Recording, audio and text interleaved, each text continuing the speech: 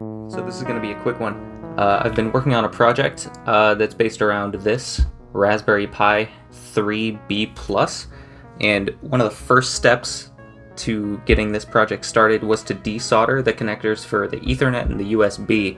But once I had done that, I wasn't getting any signal, and I was actually getting a short across the 3.3 volt line on the entire board. And that was really frustrating because, as far as I could see, there was no problems with any of the other chips. It was getting power with the red LED on the side of the board, and I could tell that this IC right here was getting super hot. But the board wasn't booting up, obviously. So, and I realized that a lot of other people have a similar problem to this. So what I ended up doing was using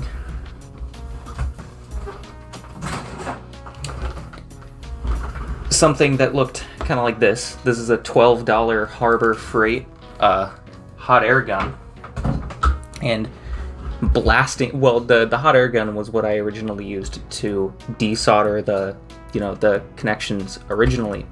And so what I did was I blasted this same IC with hot air, and I took it off the board as well. And that is actually what solved my problem. For those that aren't aware, this chip here is actually, it's basically a USB hub with Ethernet built in, and that interfaces directly with the Pi CPU via one USB line, and that's pretty much it.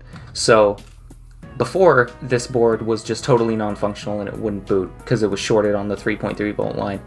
This chip failed, and once I removed it, I now have a working Pi again. The only downside is that now I only have one USB line coming out of the CPU, and I don't have any Ethernet anymore. I'm going to be using, for this project, I'm going to be using a separate, really cheap and nasty USB hub connected to that one USB line. But hypothetically, if you have a Pi sitting around in a drawer that's not working anymore, this could, and you don't need USB or Ethernet, all of the GPIO still works, Wi-Fi, display, camera, HDMI, all that still works. At this point, it's basically a Model A. But this might be a way, by just removing this failed IC, if that's your problem, to revive a dead Pi.